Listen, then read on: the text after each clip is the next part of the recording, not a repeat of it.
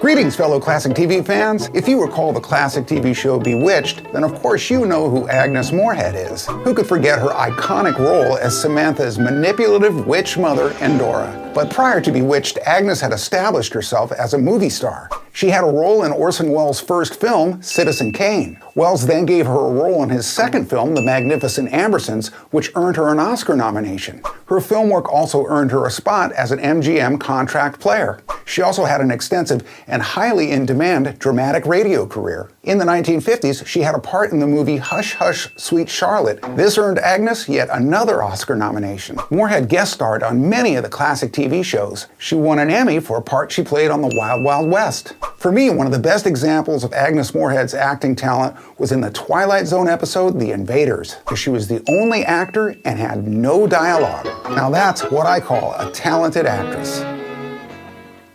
Greetings, fellow classic TV fans. In its 1969 fifth season, I Dream of Jeannie aired the episode The Wedding, in which Jeannie and Tony get married. On the very next episode, Jeannie's jealous brunette twin, also named Jeannie, yes, all female Jeannies are named Jeannie, tries to wreck their marriage while Tony's away. Becoming a blonde, she secretly crashes a party thrown by the Bellows in honor of a new NASA officer and ladies' man, Major Biff Jellicoe. He's effortlessly attracting all the attention from the women there, including Roger's date, played by Farrah Fawcett. The evil Jeannie entices the unaware Biff into kissing her, making sure that the Bellows and eventually Roger see it. The brilliant writing gets the entire cast caught up in the middle of an awkward situation and hilariously tied up in knots. And speaking of tied knots, Biff was played by actor Michael Ansara, who was Barbara Eden's real-life husband. The evil twin almost succeeds until the newlyweds catch on and trap her at her own game. And while Biff Jellicoe lost out, actor Michael Ansara seems to have enjoyed the best of both worlds.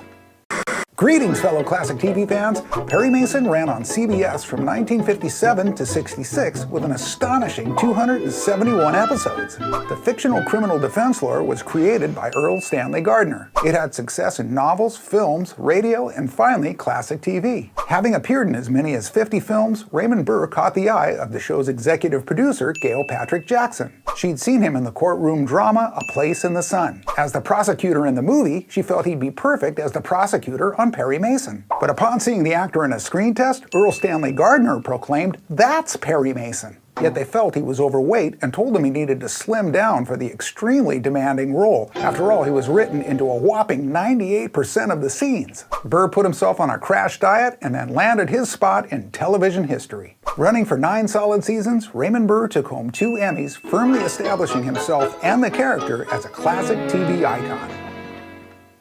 Greetings, fellow classic TV fans. In 1959, the world of American pop culture journeyed into a wondrous land of imagination known as the Twilight Zone. It was launched by a 34-year-old writer-producer named Rod Serling. By encompassing sci-fi, fantasy, and horror, Rod and his talented group of co-writers wrote storylines which contained subtle statements, many on psychological issues and events of the era. For example, Eye of the Beholder touched on discrimination and segregation. On The Monsters Are Due on Maple Street, it was the paranoia of the times and mob mentality. Too much of a good thing is a bad thing, as seen in the episode A Nice Place to Visit. Then there's the pains of war and bigotry, touched on the episode The Encounter. This Golden Globe, Emmy, and Hugo Award-winning show became one of the most revered and entertaining TV shows ever. It has inspired feature films, TV remakes, a Disney ride, and of course, rerun marathons. So obviously, the sun has never set on Rod Serling's The Twilight Zone.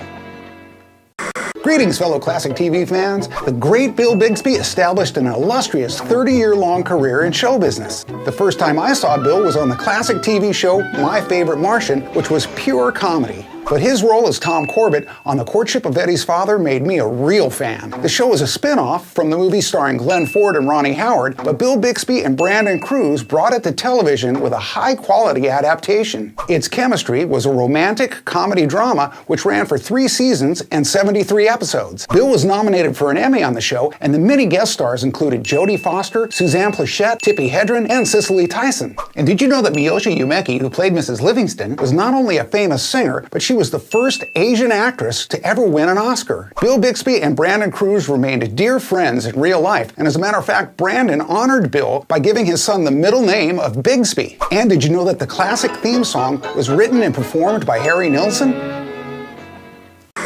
Greetings, fellow classic TV fans. Did you know that Barbara Billingsley ended up getting typecast as the ever so wholesome mother on Leave It to Beaver? It took only a 47-second movie role to revive her career after a 17-year absence. How? Simply because she was fluent in a foreign language. Oh, stewardess, I speak jive. After that brief but hilarious appearance in Airplane, Barbara was brought in to guest star on many TV shows. For example, Mork and Mindy, The Love Boat, Murphy Brown, and Roseanne. She also made a cameo appearance in the feature film remake of Leave It to Beaver in 1997.